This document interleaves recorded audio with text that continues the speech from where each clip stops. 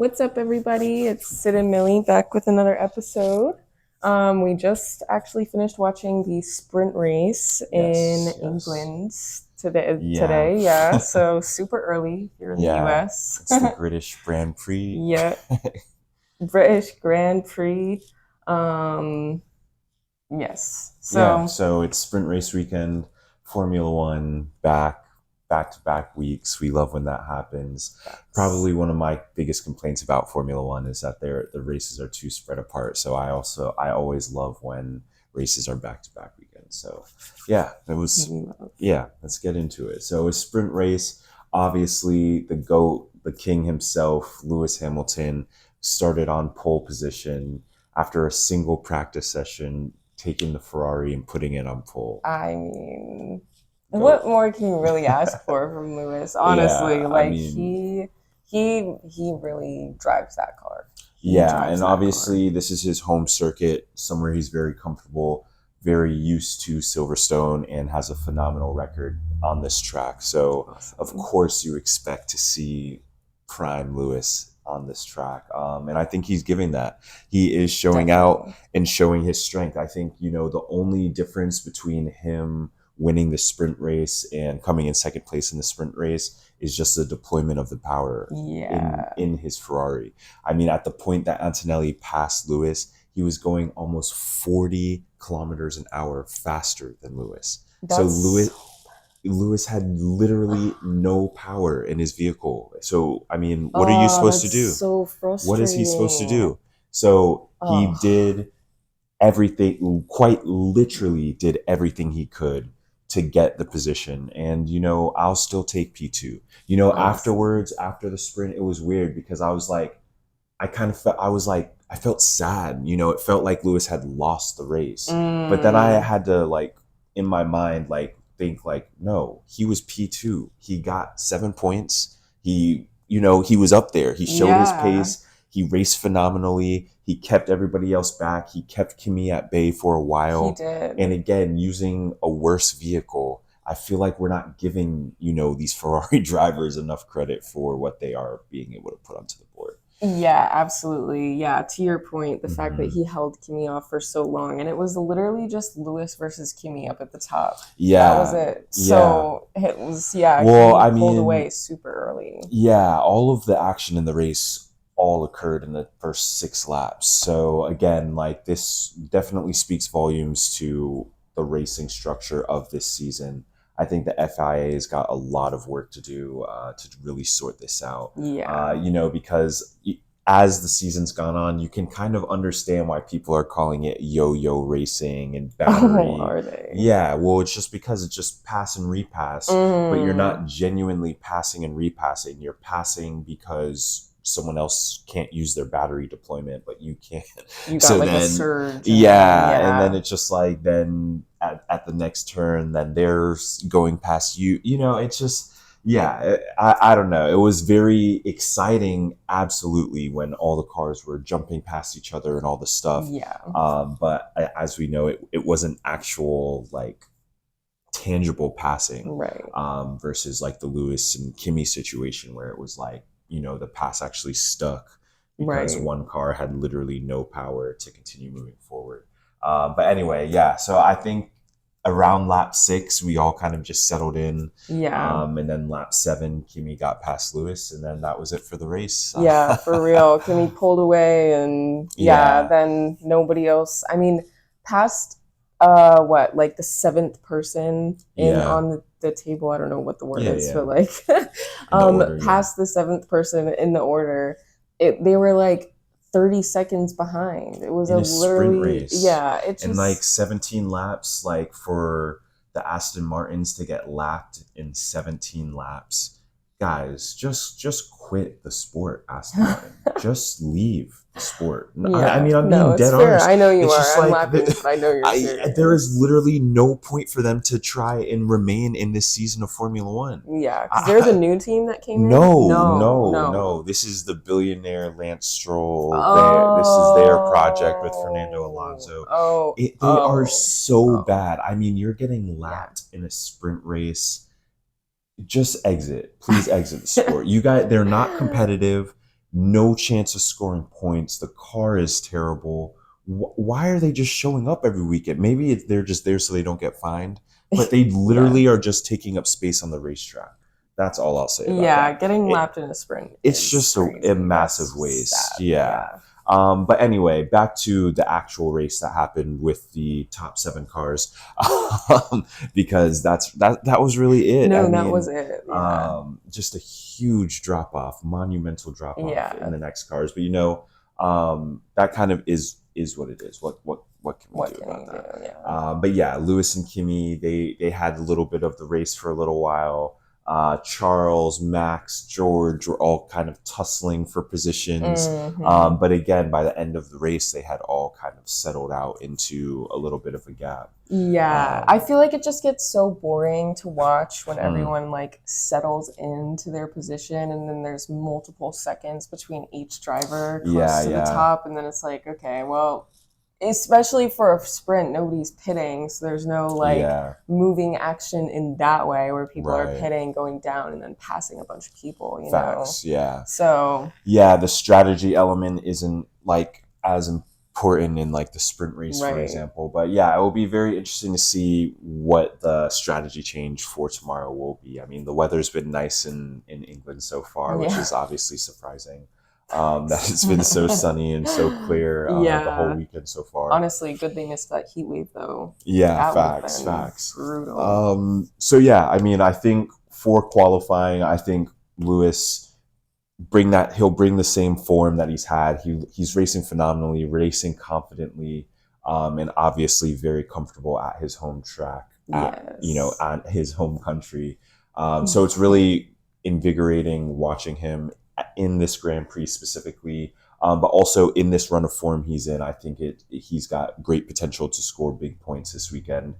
So yeah, I think qualifying coming up here in a little bit is going to be massively important for Ferrari, for Lewis. I think the power difference we know in deployment is massive. But if Lewis and potentially Charles could also have a very solid qualifying session, we could potentially see again Ferrari beg the question of what they can do in a race. True. We've seen Mercedes with some reliability issues. We've seen those same reliability issues plague the McLarens because, as we know, Mercedes are their power unit supplier. So with that reliability issues, I mean, it will be a long race. It's a long lap. It is at a long Silverstone. lap. So let's wait and see what happens. I think it's all going to come down to qualifying and then deployment throughout the race tomorrow. Definitely. And then of course the strategy with pits and stuff. Ferrari has to get it right. They have to get it right for Lewis this weekend. We can't, I understand again the virtual safety car, wanting to take a cheap pit stop. I definitely can understand the motives behind that, but make sure the other elements are actually in place before committing to that strategy. You know what I'm saying? Don't commit to it too early. Let's wait for those elements to fall into place properly, because again, Silverstone, there could be some, you never want contact. You never want yellow flags, red flags. You really don't want that. You want a clean race, but there is opportunity for those instances in a race like this. Especially early on when the cars are actually close and actually racing each other. Because I think again with a long lap, we could potentially see by lap 20 or 30 tomorrow there being big gaps in between everybody. Truly. So that will be super interesting and boring. We'll see. We'll see if that's what happens. But that's kind of what we saw today. I mean, again, after lap 7, there wasn't really a lot of passing or action. A little bit of stuff happening further back the track, but not in terms of like the George, all of those instances.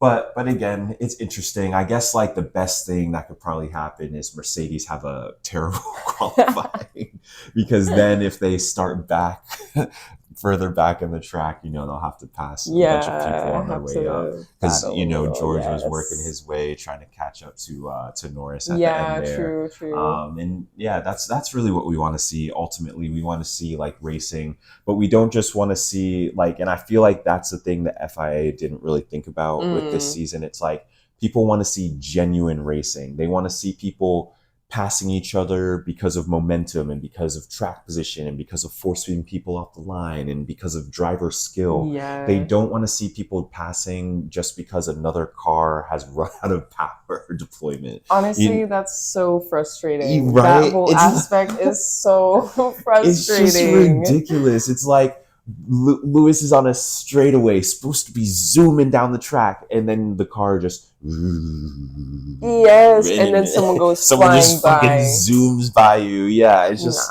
the so deployment annoying. of the power. It's just ridiculous. Obviously, we know the FIA is already committed to changing these regulations for next year, which highlights the failure of their regulations for this year. You don't change something if it's working. They've made adjustments for next year because they know how bad it is.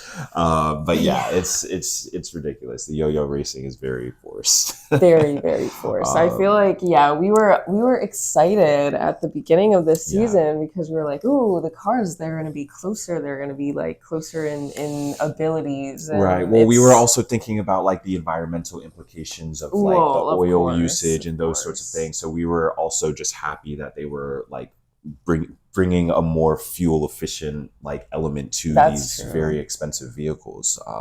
So that's kind of why we were excited about it. In our minds, we were like, oh, electric energy, better for the environment. Like, this is a good thing. They're using more fuel efficient, like better fuel. But yeah, somehow they found a way to turn it into the worst thing ever. I mean, I don't know. They're taking it away immediately. Yeah, well, just changing the like specifications of it. They're like changing the percentage to which the engines need to be deployed, because right now they're 50-50, which is causing this issue. But anyway, yeah. So we'll see what happens in the future. But yeah, really keyed in. Let's see what happens in qualifying. You know, obviously big ups for the, Ferrari team, for Lewis, for car 44 and 16. We really want to see Ferrari be successful, specifically want to see Lewis up there on the podium, fighting for podium at his home race. That is really the key. You absolutely love to see it. So let's see what qualifying brings. These were important points in the sprint race. Obviously not necessarily closing the gap to Mercedes, but at least extending the gap from Ferrari to the other teams. So, it's important to just keep it close for now. And Ferrari will find a time. They'll find a time to get in there. But for now, it's all about figuring out how to equalize the power of this Mercedes power unit. They obviously have a clear advantage. Toto Wolff was trying to mislead the media by talking about all the upgrades Ferrari are bringing. Teams are bringing upgrades because they're trying to compete with your supercharged cheating engine, Toto Wolff. That is the reality of the situation. Yeah, honestly. Everybody has to bring upgrades because Mercedes has somehow pioneered a somewhat regulatory Unreal Engine. So what choice do the other teams have but to try and compete? So it's just ridiculous that Toto would do that. But again, these guys, they're media, they're tycoons. They drop these little things to spread doubt and to mislead people and all that sort of shit. They're playing games behind the scenes that we obviously they're playing chess. Yeah, some form of chess. Yeah. Whatever. We'll see. But at the end of the day, we'll see. Someone is going to catch up to Mercedes at some point. This dominance, it never lasts for forever unless you have Lewis Hamilton in the car. So we'll see how long they can maintain this dominance. Yeah. And I hope Ferrari and Fred and Lewis and Charles have something up their sleeve for this weekend. And I hope they get the dub. I hope so. Let's see. Let's see. Points, yeah. So anyway, those were our thoughts on the Silverstone sprint race this weekend at the Great British Grand Prix, or whatever it's called. I don't know if it's called Great British. I almost said baking show low key. But Silverstone weekend, F1 sprint race. It was all right. Yeah. Now we're looking forward to qualifying and getting into the actual race. Let's see what happens. Big up car 44, Lewis Hamilton. Let's go. Let's see what happens. So if you made it this far, thanks for watching. We'll see you next time. Peace. Bye. Early time.